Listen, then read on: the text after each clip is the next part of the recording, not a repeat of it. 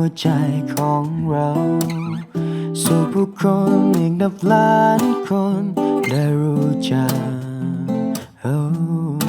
น้ำประทัยเราไม่มีสิ่งใดจะหยุดยั้งเราได้แม้ทางใจยากสักแค่ไหนแค่เพียงเราเชื่อในพระองค์ใช้หัวใจนำมาสักการใช้ร่างกายเพื่อรับใช้ทุกๆวันชีวิตของข้าเป็นของพระองค์ขอพระพรอย่าทำกลางเราจากนี้จนตลอดไปใช้ตัวข้าให้เป็นพระพรเพื่อคนทุกคน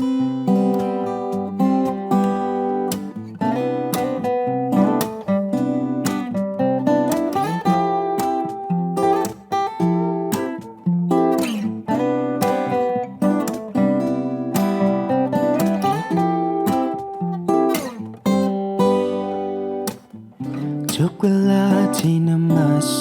การขอพระองค์เทพพรลงมาให้เราทุกคนในเวลานี้รวมพลังจากหัวใจของเราสู่ผู้คนอีกนับล้านคนได้รู้จักน้ำพระทัยพระองค์ไม่มีสิ่งใดจะหยุดยั้งเราได้แม้ทางจะยากสักแค่ไหนแค่เพียงเราเชื่อในพระองค์ใช้หัวใจนำมาสักการใช้ร่างกาย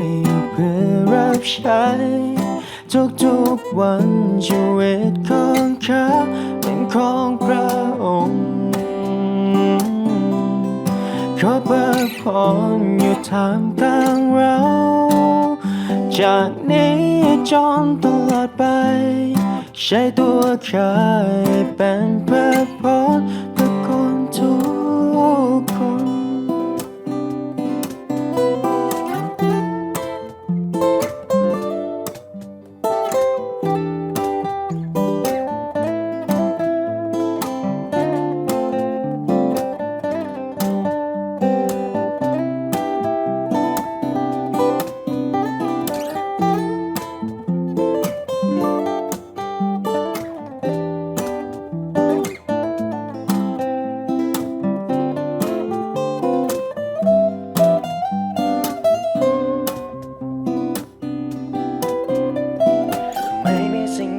จะหยุดยั้งเราได้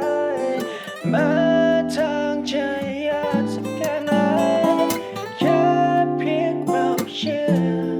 ในพระอ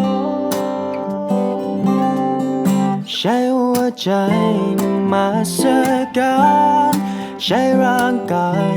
เพื่อรับใช้ทุกวันชีวิตของข้าเป็นของพระองค์ขอพระพรอยู่ท่ามกลางเราจากนี้จนตลอดไปใช้ตัวข้าให้เป็นพระพรเพื่อคนทุกคนใช้หัวใจนำมาสักกา